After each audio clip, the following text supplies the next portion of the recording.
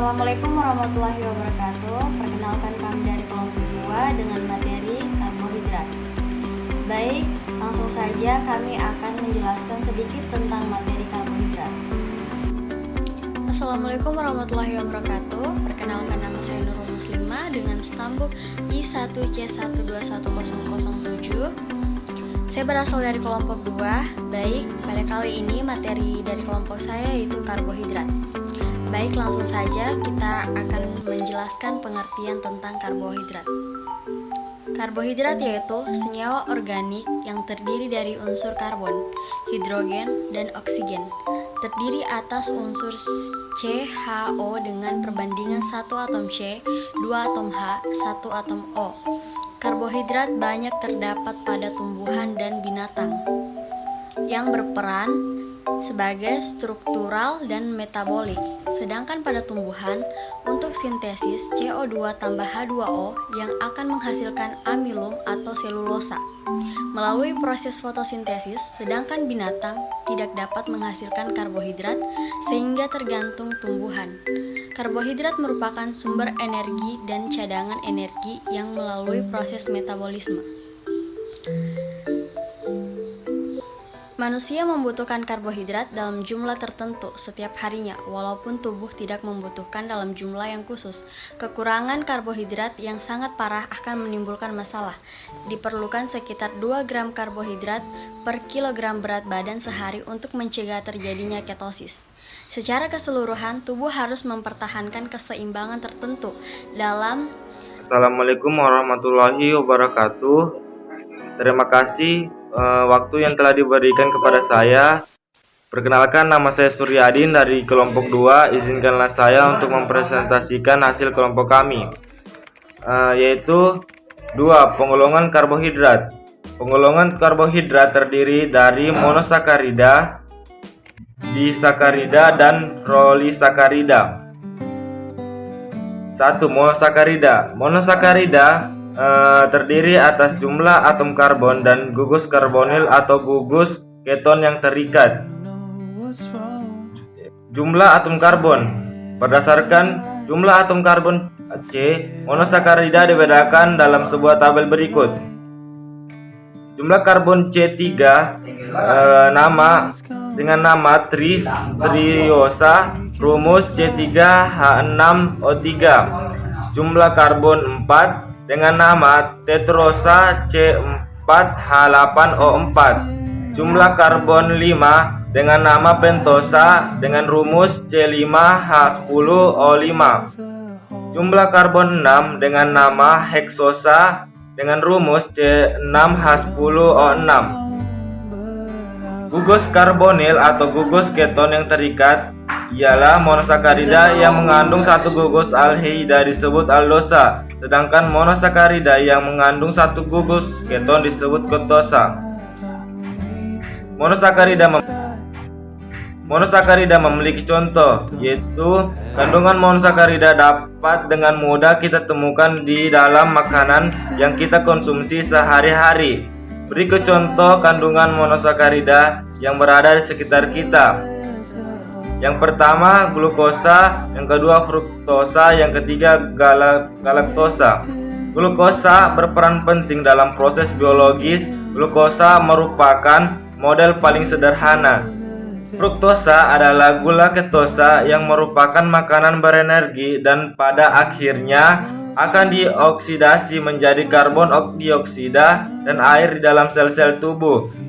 Galaktosa merupakan monosakarida yang dihasilkan dari proses gula susu mamalia.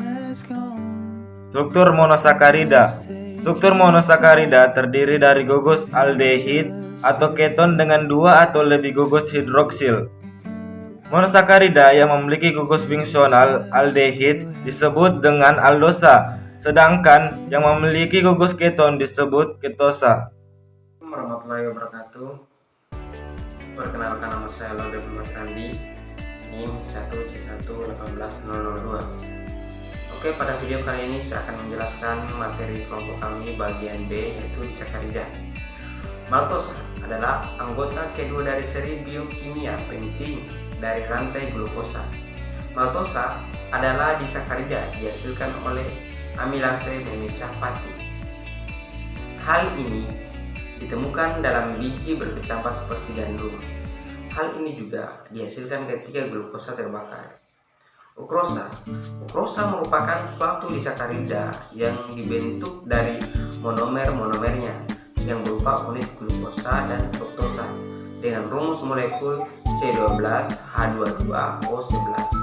Laktosa adalah bentuk disakarida dari karbohidrat yang dapat dipecah menjadi bentuk lebih sederhana, yaitu galaktosa dan glukosa.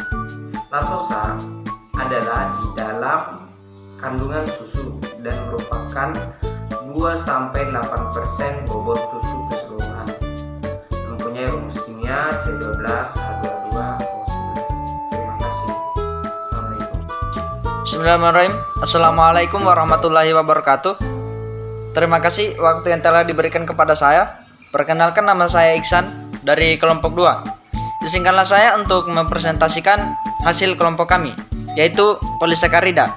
Polisakarida adalah karbohidrat yang memiliki polimer yang panjang dan tersusun dari ratusan hingga ribuan monosakarida. Rantai ikatan kimia polisakarida dihubungkan dengan ikatan glikosida yang panjang dan bercabang dengan susunan molekul yang sejenis dan majemuk.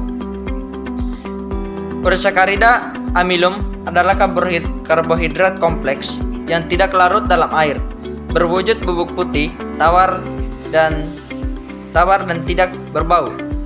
Pati merupakan bahan utama yang dihasilkan oleh tumbuhan untuk menyimpan kelebihan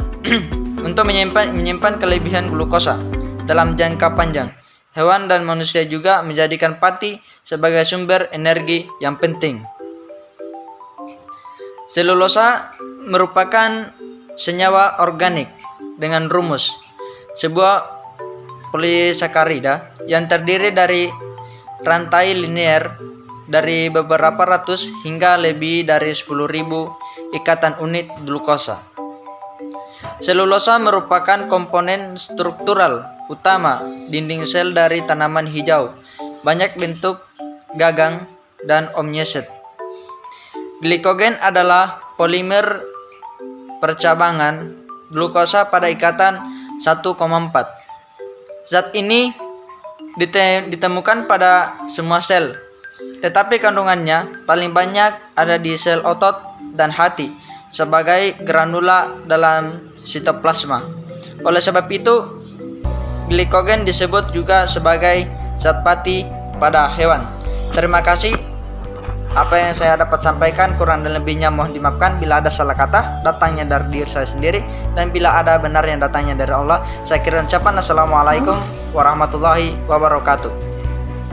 Baik, itu saja penjelasan dari kelompok kami. Jika ada kesalahan kata